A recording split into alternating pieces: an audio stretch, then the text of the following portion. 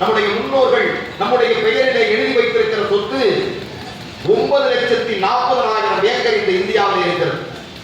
அது நம்முடைய அடையாளம், நம்முடைய மானம், நம்முடைய உயிர், நம்முடைய கண்ணியம்.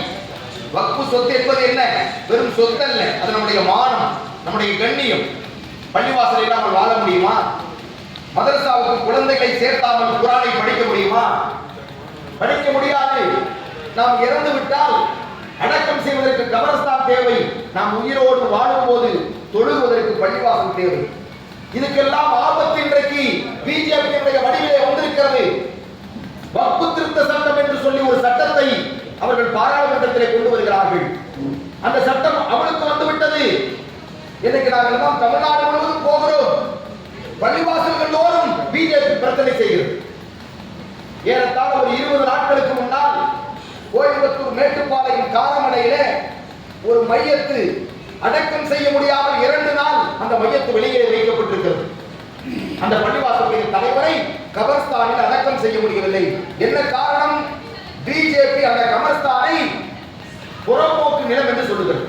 125 ஆண்டு காலம் நாம் பயன்படுத்திய கபர்ஸ்தானை, 2000 பேர் அடக்கம் செய்யப்பட்டிருக்கிற அந்த கபர்ஸ்தானை இன்றைக்கு புறம்போக்கு நிலம் என்று சொல்லி யாரோ பெட்டிஷன் போட்டிருக்கிறார்கள். நீதிமன்றம் ஸ்டே வழங்கி இருக்கிறது சொல்லி மாவட்ட கலெக்டர், ஆட்சித்தலைவர் அவர்களும் எஸ்பி அவர்களும் அங்கே அடக்கம் செய்வதற்கு அனுமதிக்க மறுக்கிறார்கள்.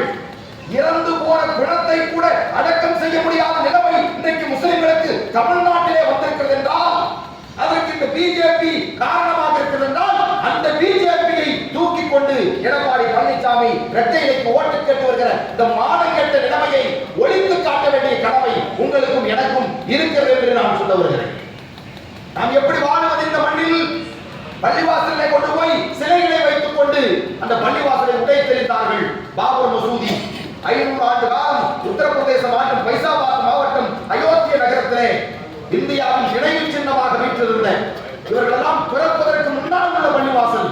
அந்த பள்ளிவாசலை தான் இடித்து தரைமட்டமாக்கி அங்கே கோயில் கட்டப்பட்டது. யாருடைய ஆட்சியில?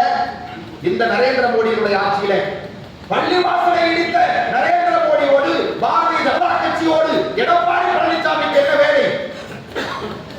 ஜெயலலிதா அவர்கள் உயிரோடு இருக்கிற வரை, ஜெயலலிதா அவர்கள் உயிரோடு இருக்கிற வரை அவர்கள் பிஜேபிக்கு எதிராகத்தான் பணியாற்றி இருக்கிறார்கள்.